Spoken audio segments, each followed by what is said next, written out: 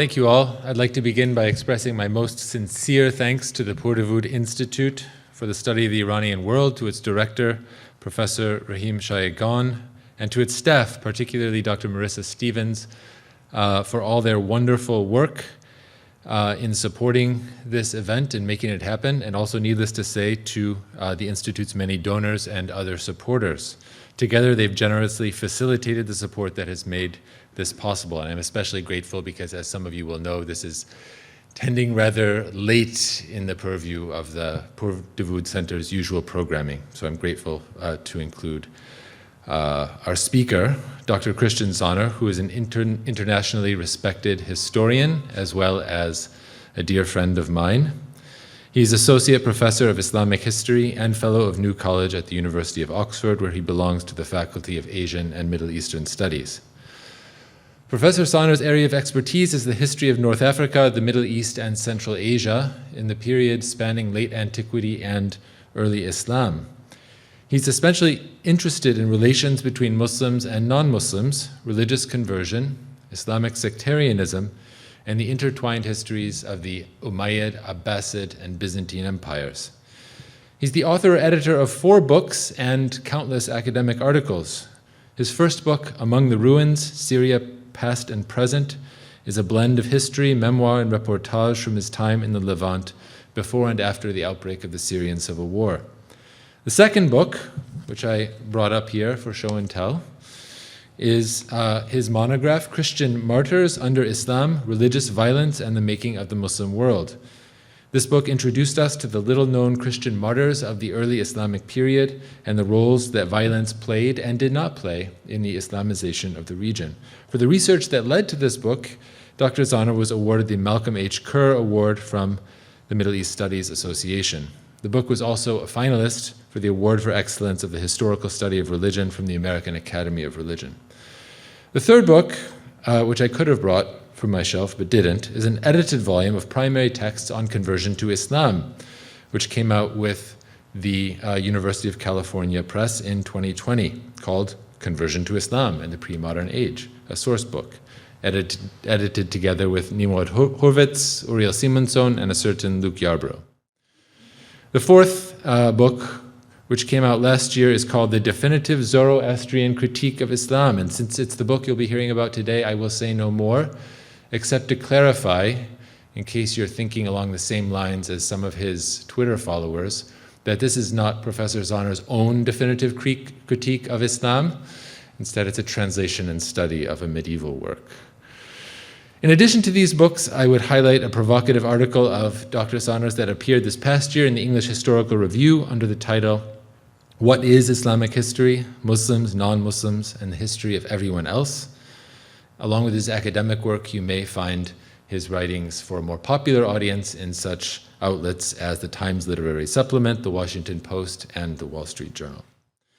One of the things that I admire most about Christian Zahner's work is the way that it lifts our gaze upwards from the scarce and recalcitrant sources that we depend on for late antiquity, and allows us to glimpse the wider sweep of historical change taking place in that period, while remaining firmly grounded in the evidence available to us.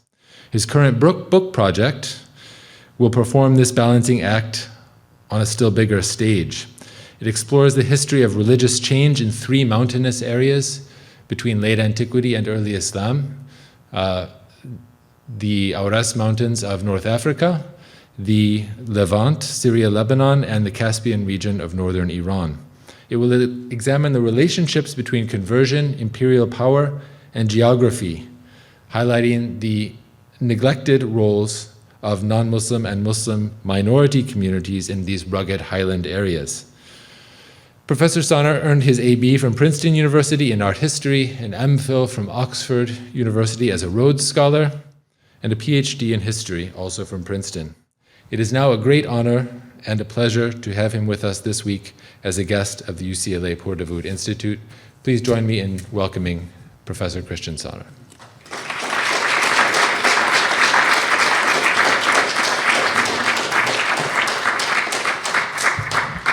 Anyway, thank you very much to Luke for an overly flattering introduction. I want to begin, of course, by thanking Rahim, Marissa, Lexi, and all those who have facilitated my visit, or as I think of it, my escape from rainy and chilly England. It is a marvel to me why anyone does not live in Southern California. I think you probably seeded the clouds to give me perfect weather, for which I am extremely grateful. So I'm very excited to be here. For those who have helped an organization, you'll remember that this talk was actually meant to happen in what turned out to be the bowels of COVID in the spring of 2020. So I was excited then, but of course disappointed not to come. And in a way, it was, I think, a good thing that I didn't end up coming. I think I was more or less going to speak about this topic in this text, but it would have been much more in process, half-hatched. So instead of that very provisional version of my research, I'm going to present to you what turned out to be the very final version of that research in the form of the book that Luke has been very kind to mention. So I'm really happy to be with all of you. I look forward to our discussion. And yeah, here goes. So late antiquity, as my Oxford colleague Averil Cameron would remind us, was a time of intense dialogue and debate. Sometimes debates concern matters of theology, sometimes philosophy, and sometimes literature. When it came to theology, at least, debates could take place between adherents of different religions, by that I mean pagans, Jews, and Christians, and sometimes they could take place between adherents of different branches of the same religion. To just refer to intramural debates among Christians, Arians and Nicenes, Chalcedonians and Miaphysites, Monothelites and Diothelites, the list goes on.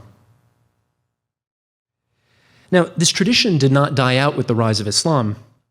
To the contrary, dialogue and debate were equally important features of the societies that grew up within the frontiers of the new Islamic caliphate. To understand this, it is important to first grasp two interrelated concepts from Arabophone theology.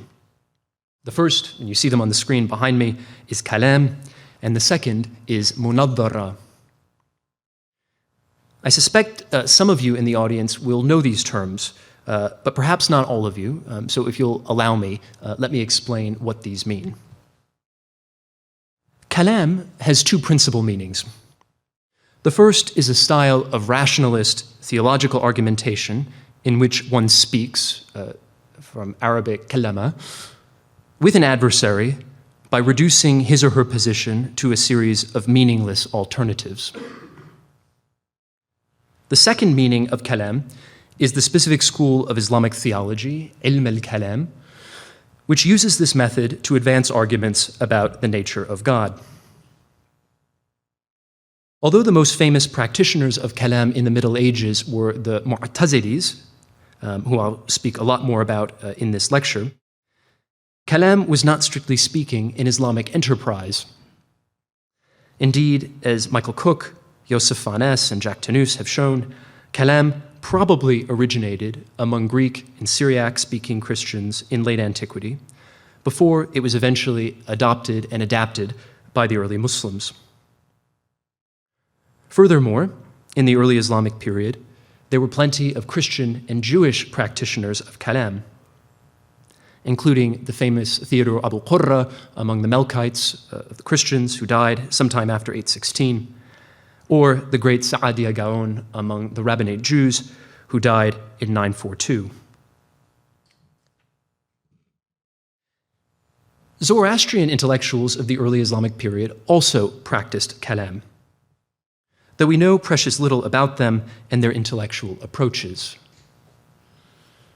The purpose of this lecture, therefore, is to discuss our main window into Zoroastrian kalam, as I would call it, a Middle Persian text known as the Škand Gumānīg-Wizār, but more on that text in just a moment. So why did the techniques of kalam leap from Christian to Muslim circles in the early Islamic period? And why might this be significant for understanding the earliest contacts between Muslims and Zoroastrians? The late and great Joseph Farnes offered a compelling and concise answer to this question, noting, quote, "Whoever was so bold as to engage in discussion beyond the bounds of his own religion would have to renounce the authority of Scripture He could only be convincing by means of generally applicable proofs. End of quote.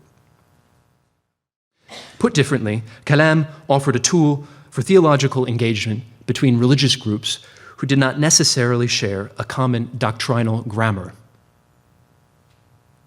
Although plenty of kalam was concerned with matters of internal concern only to Muslims, at its inception, kalam existed to facilitate dialogue and debate between Muslims and non-Muslims. Now, the actual setting in which this dialogue and debate took place was called the munadhara, the second of my key Arabic terms. The word derives from the Arabic term nadar, meaning speculative reasoning, which was the focus, the purpose of such gatherings. Munadharat were often convened by high-ranking Muslims, sometimes the caliph himself, with the goal of gathering scholars from different religious backgrounds to discuss matters of common theological and philosophical interest. Because the participants of these debates did not necessarily share common scriptures or common beliefs, they had to rely on the techniques of kalam to defend themselves and to attack their opponents. A typical debate would feature theologians from an array of Muslim backgrounds, alongside Christians, Jews, and Zoroastrians, the last of whom, of course, interests us most today.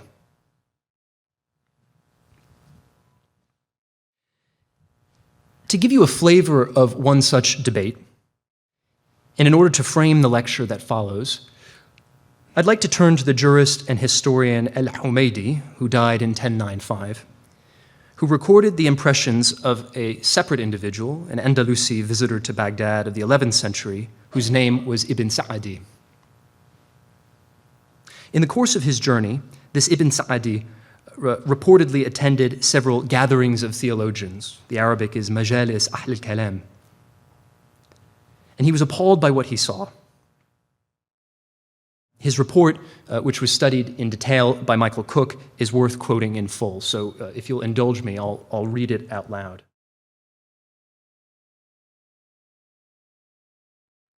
As to the first gathering I attended, said Ibn Sa'di, I found myself in an assembly that included people of every persuasion, Muslims, both Sunnis and heretics, and unbelievers, Zoroastrians, Dahris, Manichaeans, Jews, Christians, and other kinds of unbelief. Each group had a leader who engaged in disputation according to his doctrine and defended it in argument.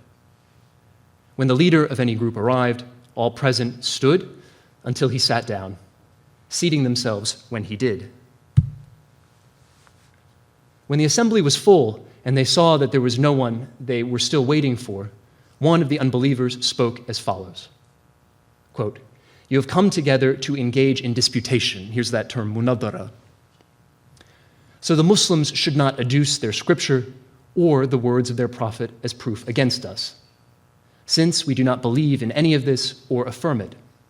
We engage in disputation only with rational proofs and on the basis of reason and analogy." Then they, meaning the Muslims, respond, "Sure, we grant you that." Needless to say, Ibn Sa'di paints a vivid portrait of an interreligious debate in early medieval Baghdad. What he does not do, however, is to explain what these debaters actually said. We have a rough idea of the arguments which Muslims, Christians, and Jews invoked thanks to the survival of a large body of literature from all three communities from this time, much of which survives to the present. The arguments of the other groups, including the Zoroastrians, however, is much more opaque. The purpose of this lecture, therefore, is to investigate what Zoroastrians probably said in such settings. In particular, the rational arguments they wielded against Muslims who constituted their main religious competitors from the 7th century onward. And the best way to understand these arguments is to look at the Škand Gumānīg-Wizār, as Rahim explained, which I translate as the Doubt-Dispelling Disquisition. an absolutely unique Middle Persian work of the 9th or 10th centuries, written by the theologian and philosopher Mardānfarrox, son of Ohrmazddād. He wrote it perhaps in Baghdad or another cosmopolitan center of the Eastern Muslim Empire. As many of you in the audience will probably know, the Škand is the most important polemical treatise in classical Zoroastrian literature. It's composed in a style of rationalist theology resembling kalam, and indeed, I argue that it represents our best window onto the development of a distinctively Zoroastrian kalam tradition, one that was heavily influenced by the intellectual approaches of contemporary Muslims, and one assumes other non-Muslims too.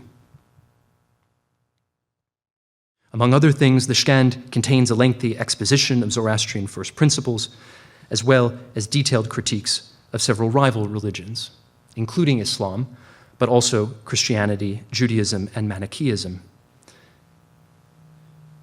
In this sense, it mirrors the contents and the structure of many doxographical treatises written by Muslim theologians around the same time. The overall work consists of 16 chapters, 1,600 lines, and 20,000 words across 178 pages in the modern printed edition. The critique of Islam found in chapters 11 and 12 of the Škand constitutes the single longest section of the entire text, consisting of 465 lines and 6,000 words spread across 48 pages in the modern printed edition. So the subject of my lecture and the subject of the book from which it draws are these Islamic chapters.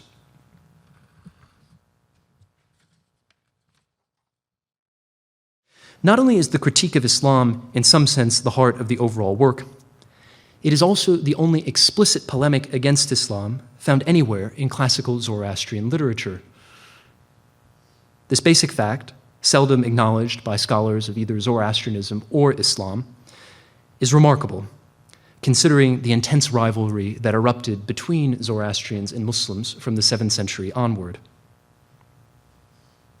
Its uniqueness is all the more striking, considering that Christians, and to a lesser extent Jews, penned numerous critiques of Islam at this time, often drawing on the techniques of kalam in order to do so. It is also striking, considering that Muslim theologians often wrote about and against Zoroastrianism, which they called in Arabic al-Majusiyya, or Magianism.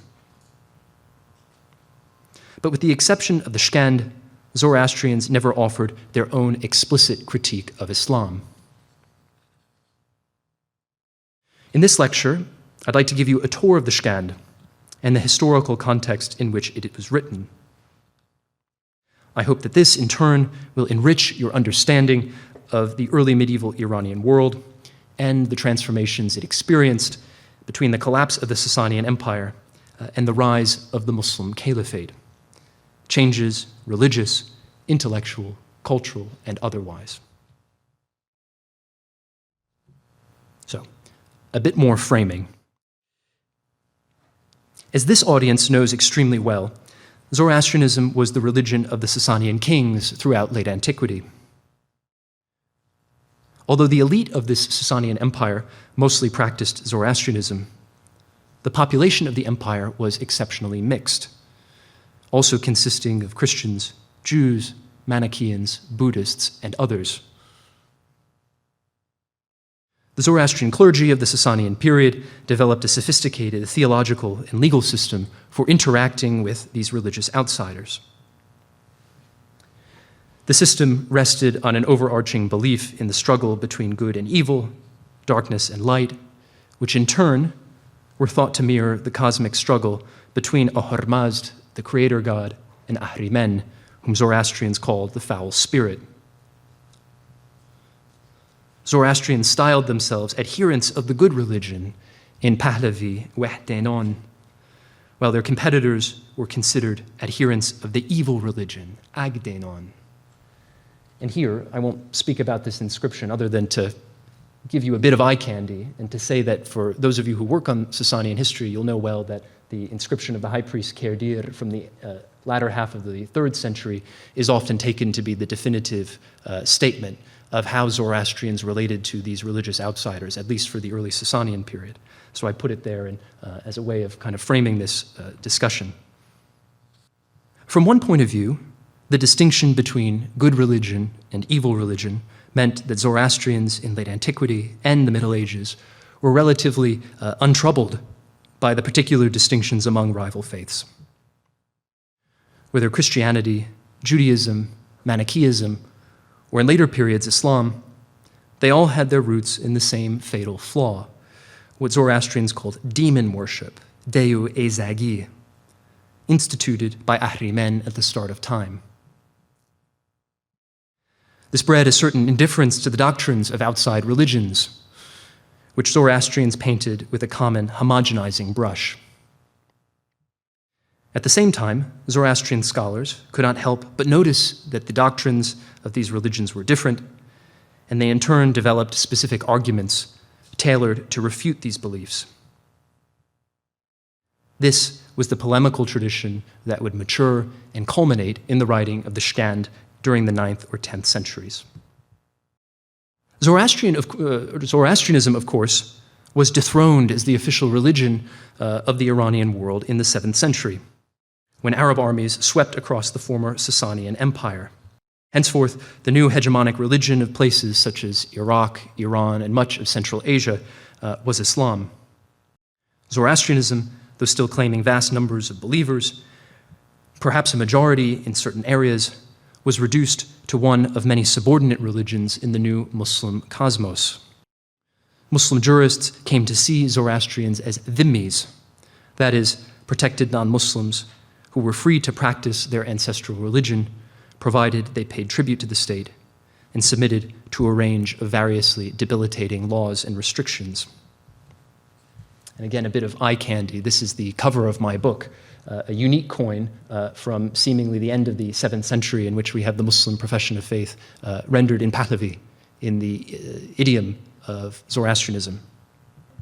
During the early Islamic period, Zoroastrians undertook the composition and codification of much of what we regard today as classical Zoroastrian literature, written in a form of Middle Persian known as Book Pahlavi. The authors of these works were highly educated priests, who were often related to one another by ties of blood and marriage. They were scholastic in their intellectual formation and were interested mainly in topics such as exegesis, ritual, and law. There were several Zoroastrian intellectual centers in the early Islamic period, but one of the most important was Baghdad, the Abbasid capital, which attracted leading Muslims and non-Muslims from across the empire. Much like a modern metropolis, such as Los Angeles, for example, attracts diverse populations from across the country and indeed from around the world. That was basically Baghdad for the early Middle Ages.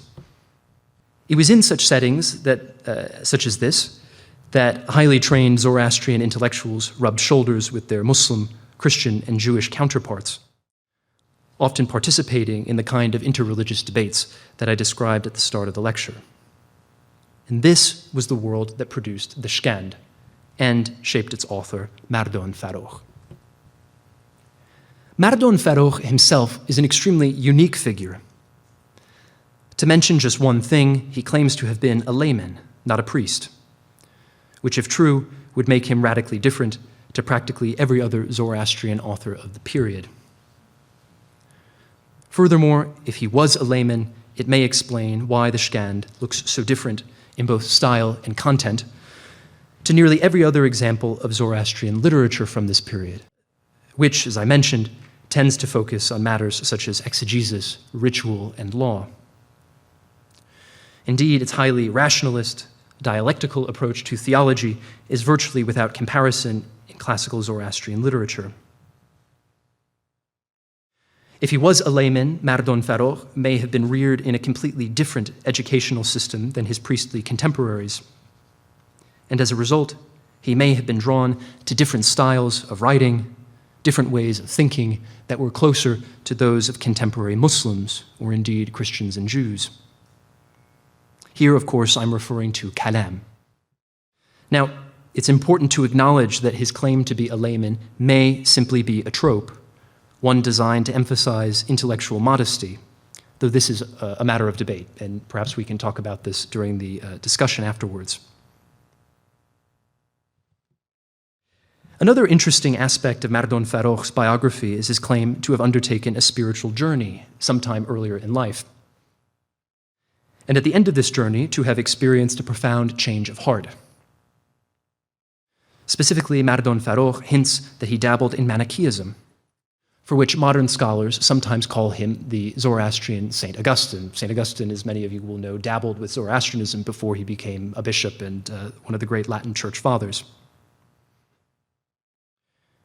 Now, whatever it is that happened, Mardānfarrox states that he returned to Zoroastrianism after encountering important priestly texts such as the Dane card, the image that I showed on the slide just before me. The Dane card, of course, is the longest work in Zoroastrian literature, clocking in at 169,000 words. It's often described as an encyclopedia of Zoroastrian religious knowledge. And this text apparently was instrumental in Mardānfarrox's conversion or reversion to Zoroastrianism. Mardānfarrox's goal in writing the Škand, he tells us, was to help other Zoroastrians overcome their doubts and to fortify their belief in the good religion, as Zoroastrians understood it. Mardānfarrox almost certainly wrote the Škand in Pahlavi, but the oldest surviving recension of the text is in Pawzand, a later form of Middle Persian written in the Avestan script, and thus a counterpart of other allographic languages of the period, Judeo-Arabic, for instance, Garshuni. Pawzand emerged in 12th century India in order to make it easier to read Pahlavi texts. As many in the audience will know, the Pahlavi script is notoriously difficult to decipher, given the unclear nature of certain strokes and the confusing presence of Arameograms, which confound and frustrate any introductory learner of the language. I speak from experience. In contrast to Pahlavi, the Avestan script is highly legible, clearly spelling out most consonants and vowels and omitting Arameograms altogether. You get a sense of the Avestan script on the screen behind me. Pawzand thus developed in order to make the literary patrimony of Iranian Zoroastrianism more accessible in the Indian diaspora. The oldest surviving manuscript of the Škand, a manuscript which is incomplete, comes from India and dates to the year 1475. Such late dates and Indian origins are typical of many Zoroastrian Middle Persian manuscripts, even if the texts themselves were produced in the Sasanian or the early Islamic periods. At the beginning of my lecture, I read to you Ibn Sa'di's account of a munadhara in Abbasid Baghdad. As you'll remember, one of the numerous disputants he observed on that occasion was a Zoroastrian. There are many other reports in Islamic sources about munadharat featuring Zoroastrians. This is not the only one. We even have a precious account of a munadhara on the Zoroastrian side in the form of a 9th or 10th century Pahlavi text known as the Mardānfarrox Aborish, translated as the Book of the Accursed Aborish, a text that I've also worked on. It purports to describe a debate that took place at the court of the Abbasid Caliph al-Ma'mun, whom Michael Cooperson will know very well, at the start of the 9th century. A debate between a Zoroastrian high priest on the one hand and a heretical dualist called a Zandiq, maybe meaning a Manichaean, on the other. Although the setting of the debate and the form of the text is clearly indebted to Islamic culture and to literature, the contents of the Gizistag Aborish are purely Zoroastrian and reflect internal Zoroastrian concerns. Curiously, it does not deal with contentious issues with Muslims. The Škand, by contrast, our text today, is a treatise. It contains no overarching narrative or frame story, and it says nothing explicitly about interreligious debates. My central claim in today's lecture, and the book on which it is based, is that the Škand contains a record of precisely what a highly trained Zoroastrian polemicist of the Abbasid period might have said in such a munadhara. With this in mind, let's get to the Islamic sections of the Škand, What did they tell us about the polemics that Zoroastrian intellectuals crafted to counter Muslims at this important historical juncture? To understand the Škand's critique of Islam, we have to first understand the overarching goals of the text. The first is to offer a rationalist defense of dualism, that is, the central Zoroastrian tenet that the world is caught in a great struggle between two cosmic antagonists, Ohrmazddād and Ahriman, whom I mentioned just a minute ago. The second goal is to attack rival religions that rejected this belief, that is, dualism, in one way or another. The most important of these were the scriptural monotheisms, including Islam, Judaism, and Christianity. As we have seen, the Škand also critiques Manichaeism, a rival form of dualism, and this may reflect Mardānfarrox's youthful dalliance with the religion, at least if we believe what he says about his own life in the autobiographical passages. Although the Zoroastrians had long been dualists, prior to the Škand, Zoroastrian authors seldom focused on dualism as the organizing principle of their religious worldview. The new and explicit emphasis on dualism we see in the Škand was a response to the critiques of monotheists, namely Muslims, who categorized Zoroastrianism and other dualist religions under the banner of what in Arabic was called al-Thanawiyya, basically dualism. In a way, Zoroastrians embraced this label, originally a polemical label used by outsiders, as a way of differentiating themselves from monotheists and pagans in the competitive religious marketplace of the early Islamic period. At an intellectual level, they leaned into dualism in order to demonstrate the logical fallacies inherent in monotheism, namely its failure to provide convincing answers to the problem of evil. For Mardānfarrox, the only way to deal with this ancient philosophical dilemma, how a God who is all good, all-powerful, and all-knowing could also permit the existence of evil in the world, the only way to deal with this was to accept that there was not one principle presiding over creation, but in fact two, Ohrmazddād and Ahriman, one of whom was fully good, the other of whom was fully evil. I want to emphasize that very little of Mardānfarrox's critique concerned Islam directly. Rather, he focused on Islam as the quintessential and most significant expression of the wider error of monotheism. For this reason, the subsequent critiques of Judaism found in chapters 13 and 14 of the Škand, and of Christianity in chapter 15, which deal with doctrines specific to those religions, these chapters only make sense in light of the high-level critique of monotheism, the high-level critique of Islam qua monotheism that Mardānfarrox offers in chapters 11 to 12. In these chapters, the Islamic sections, the heart of his argument was theodicy, that is, the problem of evil, to which he believed Islam and all monotheistic religions offered an unsatisfying answer. For Mardānfarrox, the monotheistic God could either be all good, but not all powerful, and therefore unable to contain the spread of evil in the world, or he could be all powerful, but not all good, indifferent to the evil he permitted to exist. Zoroastrianism offered an escape hatch, so to speak, upholding the existence of two cosmic principles, who, in their respective goodness and evil, were responsible for all good and evil in creation. In this sense, it's extremely interesting that the Škand offers no rebuttal to common Islamic critiques of Zoroastrianism at the time. This includes contentious issues such as Zoroaster's status as a real prophet, the Avesta's status as a real divine revelation, and controversial, much derided practices such as Khwedodāh, or next of kin marriage. Furthermore, the Škand never mentions the prophet Muhammad. It makes at best vague allusions to the Quran.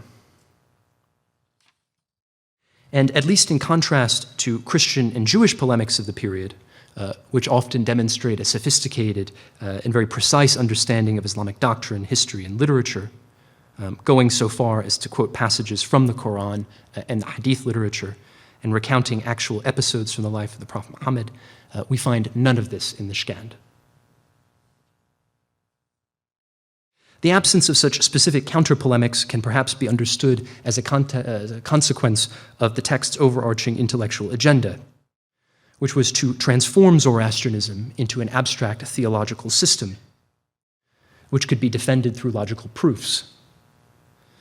This entailed also transforming rival religions, such as Islam, into their own abstract theological systems, which could in turn be torn down through the powers of reason.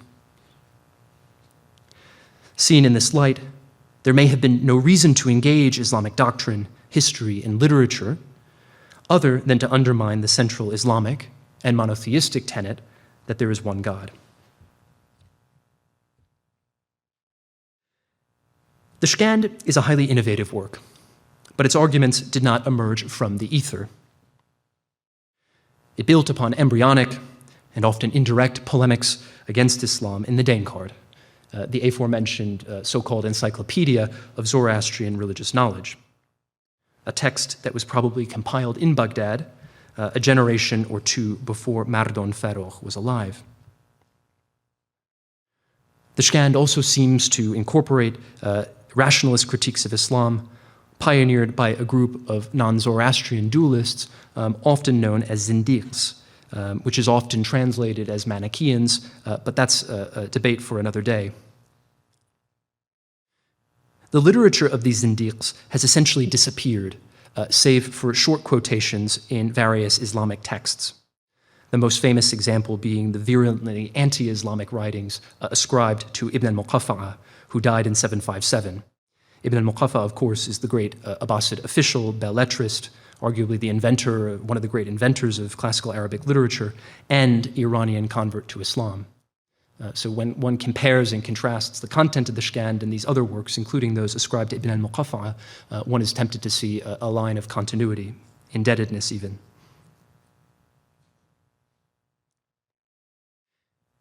Within the chapters on Islam, the most important targets of Mardānfarrox's attacks were the Mu'tazilis, whom he mentions by name in chapter 11. These were the dominant intellectuals of the early Abbasid period, and the premier practitioners of kalam. Indeed, today, Mu'tazili is a watchword for the rationalist, dialectical approach to theology, which they pioneered. In many ways, we can read the Islamic sections of the Škand as a rebuttal to Islam generally and to Mu'tazilis specifically. The Mu'tazilis were often called Ahl al-Tawheed wal-Adl in Arabic, which means those who uphold God's oneness, His Tawheed, and His justice.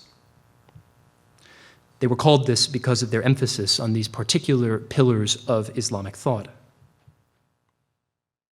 The Islamic sections of the Škand systematically dismantle these ideas, arguing that there cannot be a single cosmic principle capable of both good and evil, as Mardānfarrox thought was true of the Muslim God.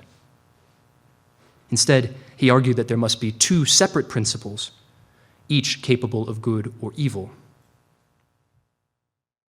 Furthermore, the Islamic sections of the work argue that a monotheistic God is not just at all, but understood as the Muslims do, God is unjust, He is capricious, and lacking in mercy. Thus, the overarching agenda of these chapters is to challenge what the Mu'tazilis took to be the essential in matters of religion. This is but the tip of the iceberg of more specific Islamic doctrines that come in for attack, often very subtly, in the Škand. And most of these doctrines seem to come from the theological canons of the Mu'tazilis. This, in turn, demonstrates Mardānfarrox's intimate knowledge of Islamic theological concepts and his talent for inverting these concepts in order to defend Zoroastrianism and to undermine Islam.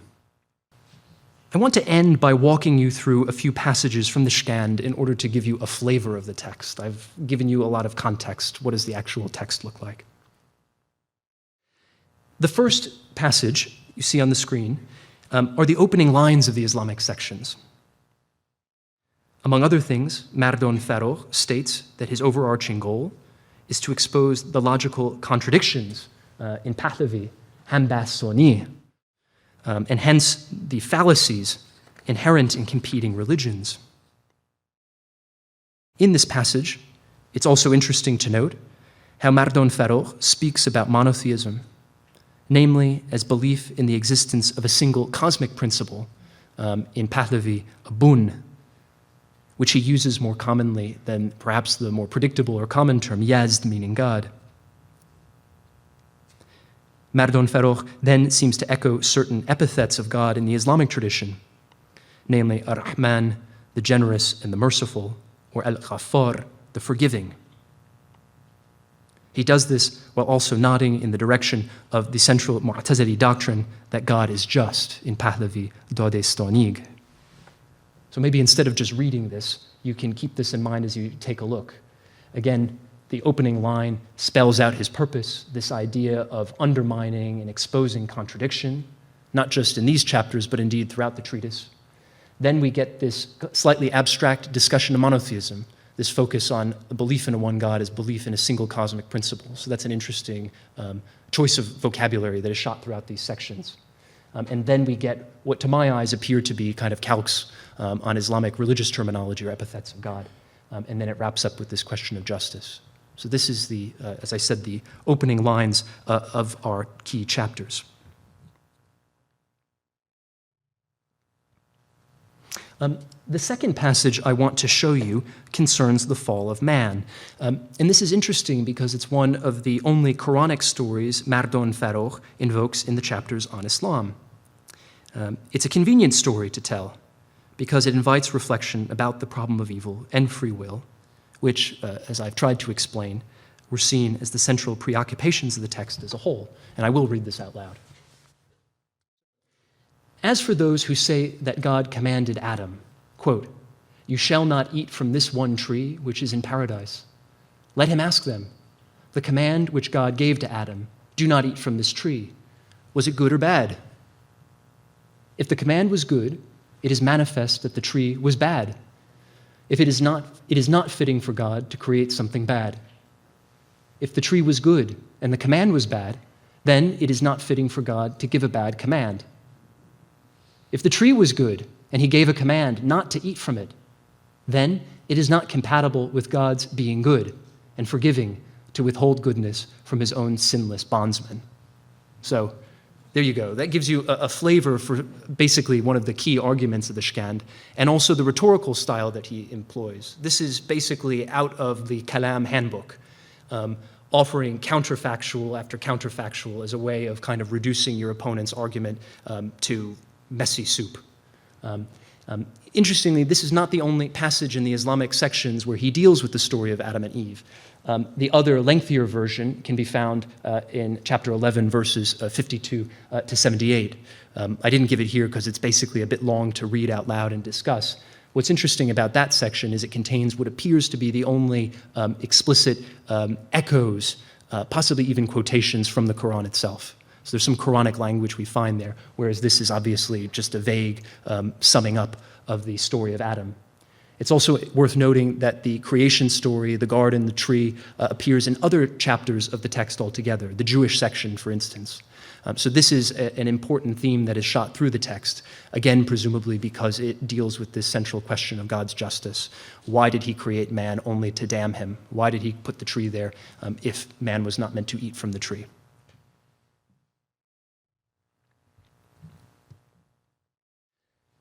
Now, the third passage I'll give you are the first few lines of the section that rebuts the Mu'tazilis, which are mentioned by name. To my knowledge, this is the only passage in Pahlavi literature where a specific Muslim sect is singled out by name. And again, maybe I can read this to you. I should say also, this text is written in Pawzand, and in order to make some of the technical vocabulary slightly more legible to an audience that may not know Pawzand, I've generally rendered the key terms in Pahlavi, not the Pawzand spelling, but here I've given you the Pawzand original, which is, I think, key. Then let him ask those who are called Mu'tazilis, Muhzari.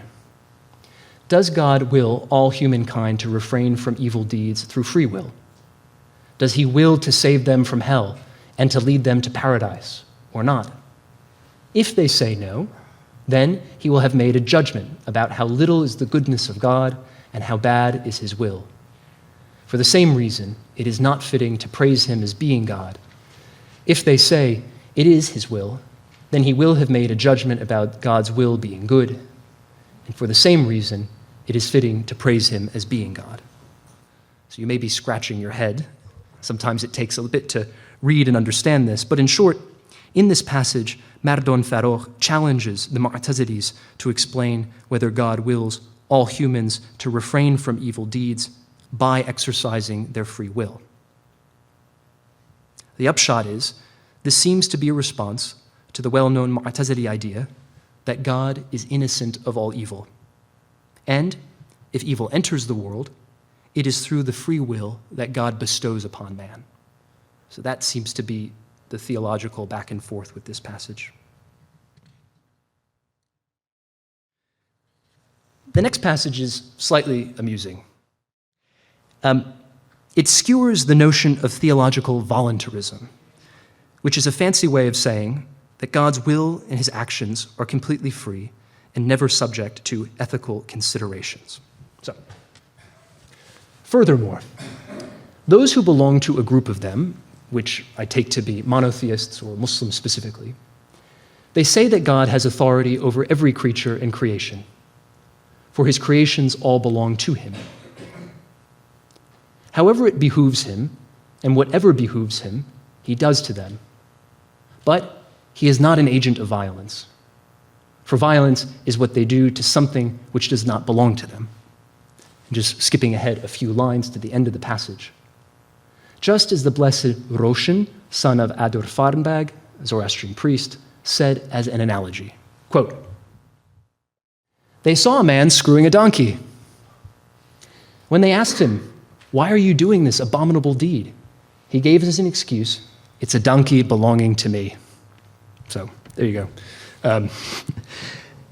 The idea here, according to Mardānfarrox, is that monotheists believe in a God who floats above moral categories of good and evil, and may do what he pleases simply because he is God, including repugnant acts such as screwing a donkey.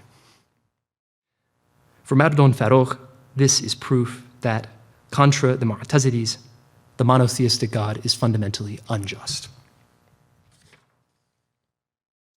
Okay, I'm going to skip ahead of one and just end with this.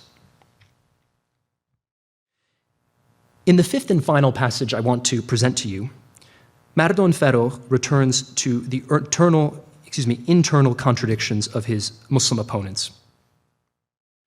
In this passage, he skewers them for holding a range of clashing opinions about a specific theological issue, namely the bodily attributes of God, which was a major point of debate among Muslims at the time. Most famously, the debate focused on the question of God's throne, a concept that comes up at various points in the Quran. In Arabic, throne is arsh or kursi. So, let me read this out loud to you. As for what they say, God is around everything, and nothing is inside him. And he is inside everything, and nothing is around him. He is above everything, and nothing is below him. And he is below everything, and nothing is above him. He sits upon a throne, a takht, yet he has no place. And he is inside the sky, yet has no whereabouts. And he does not exist in any place, yet he exists. He exists in every place, yet has no place. So again, basically Mardānfarrox is presenting this wide range of contradictory and absurd-sounding opinions that various Muslim factions hold over this question of God's attributes. Now, some Muslims, including a group known as the Jahmis, as well as the Mu'tazilis, whom we now know, they interpreted these verses in the Quran metaphorically, understanding God to be omnipresent and not literally bound to a physical throne. Other groups, including Proto-Sunnis such as the Hanbalis, interpreted these verses literally and therefore tried to understand God's relationship to the throne on which he sat. So there are these very nuanced theological debates about basically God's bottom and how it relates to the seat of the throne.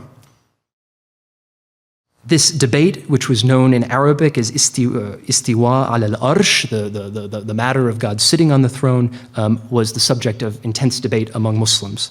And as we see here, was lampooned by Mardānfarrox.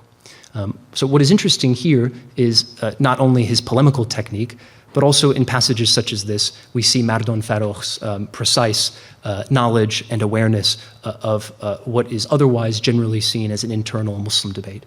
So in other words, our author is extremely well informed. So I will end there. Thank you for your attention, and I look forward to your questions.